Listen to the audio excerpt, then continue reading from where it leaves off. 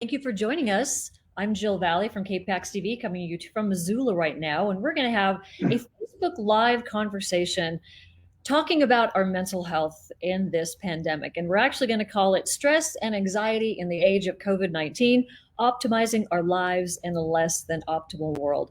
If you are feeling off center these days, you are definitely not alone. We're 2 months into this pandemic.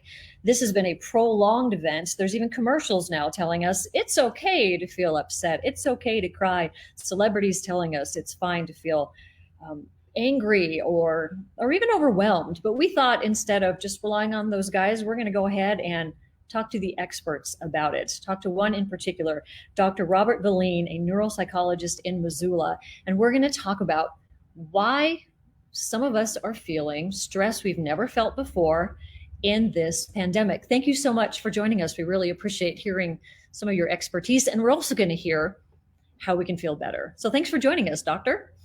Absolutely. Thank you for the opportunity to be here in this very unique time for all of us here. And I'd like to start by just reminding us all that we tend to think of anxiety as being bad, but in reality, anxiety isn't a bad thing. We actually need it to survive. If you will, we can think of anxiety as kind of being the energy that drives, propels our human system forward in order to adapt. Without it, if we don't have enough, we're actually not motivated to function as well as we should. Now, we want to have too much, but anxiety in itself is our body and our brain's natural response to stressors. It prepares us to act in the context of uncertainty. It's a marvelously designed and delicate balance that's present in order to allow us to function and live in a constantly changing world, because that's really where we are, is in this constantly changing world.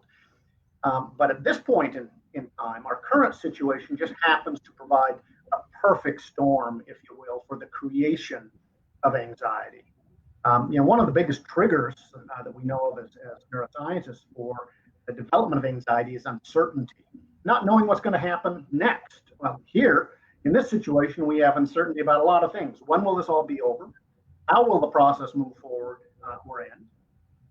We have uncertainty about our finances, not only personally, but the larger economy. We have uncertainty about our schedules. We have uncertainty about kids' schedules or others' schedules with whom we interact or depend or rely, just to name a few. So there's a lot of uncertainty. Now, in addition to this uncertainty, our routines have been remarkably disrupted, some more than others, but I think everybody would say that to some degree, the rhythm of their life has changed as a result of this, and this is still changed. There's been a change in our work schedules, change in perhaps our work environment, change in our family and our life schedules. So a lot of those routines that we're used to and we get comfortable with have really been disrupted. Now, on top of this, we've also lost, or at least been limited, in our access to many of the normal stress reducing and kind of positive and fun opportunities and activities that we use to kind of keep a good balance in life. Right? Our gyms have been closed. I certainly have missed that. We've been stuck inside more because of stay-at-home order. So depending where you live, that's more or less of an issue. Many social gatherings have been canceled. Family gatherings have been limited. Graduations look different.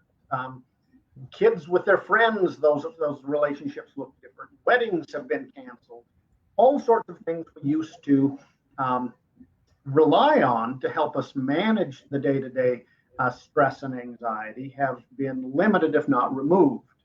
Now, unfortunately, not only have we lost some things with all of this, as we just talked about, but some things have been added to our plates as well.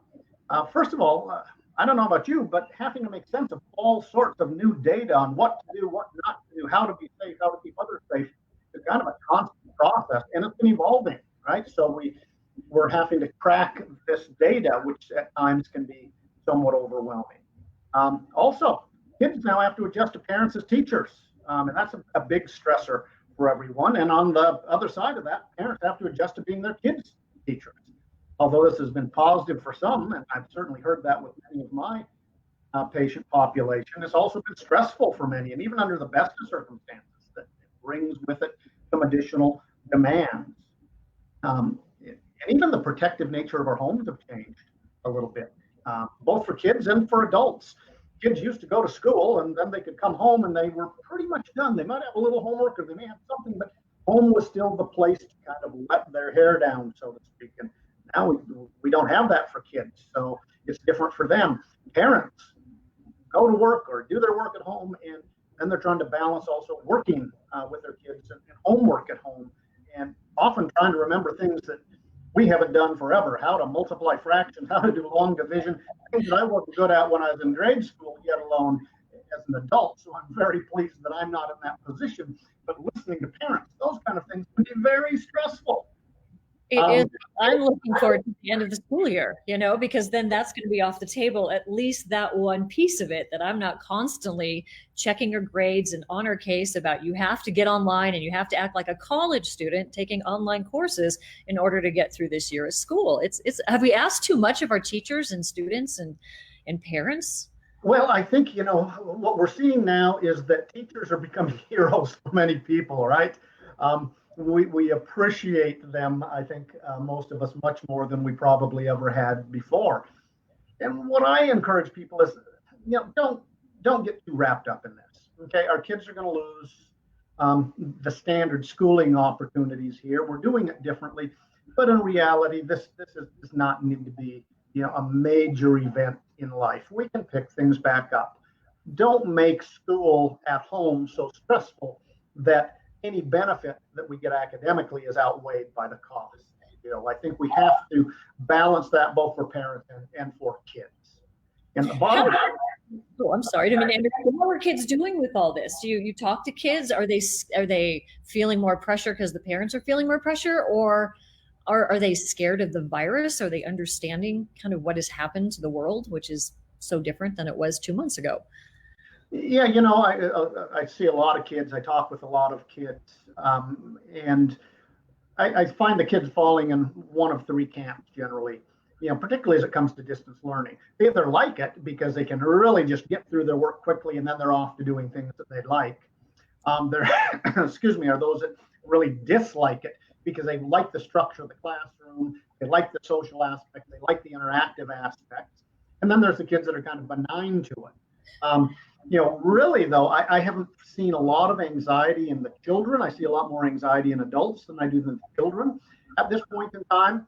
I think there's something to be said, particularly with our younger kids. A lot of them, they're very robust, and they can manage these things well. And often it's the parent stress that can kind of spill over and get to the children if we manage the other things well. And frankly, moms and dads, and even if you're not a mom and dad, if you're an adult out there, you're feeling a bit anxious. Good, you shouldn't be. That's a normal response in this situation. So don't think you're a weak person because you're being anxious. This shows you're paying attention. That's good to know, because I think people are confused sometimes about, like, why do I feel like crying, or why do I feel overwhelmed by this situation? I guess, as you said, you probably should, because this is so different and we did not expect this. And it's been going on now for 2 months and there's really no end in sight, because even when we do start opening up and sort of go back to normal, that's probably not going to look the same way that we thought it did before. A lot of uncertainty and a lot of change. And of course, that's what drives our anxiety, right? And that then really leads into, what do we do with this? Because we have to live with this. We can't snap our fingers and make it go away. It doesn't sound like the new normal is going to be exactly like the old normal, but that's also not bad. You'll hear the neuroscientist geek here say, in many ways, this is playing into what our brain does best. It allows us to adapt to an ever-changing environment. We're just having to adapt more than we normally would, and we can do good ways, or we can find good ways to do that. That I think you guys even have a little handout or graphic that folks we do. There are simple things we can do. We'll get to that in a second. I'm going to say, if you're watching on Facebook right now and you have a question, go ahead and write it in. In fact, one of the questions is, what is the best way to deal with anxiety? And you gave us a nice list, 10 simple steps to reduce stress and anxiety, which would be nice. Let's take a look at the first three. I know James is in the back working on this for us, and pop it up and we can talk a little bit about 10 things that we can do. So take it away. Yeah, well, very simply, first of all, we have to balance how much we immerse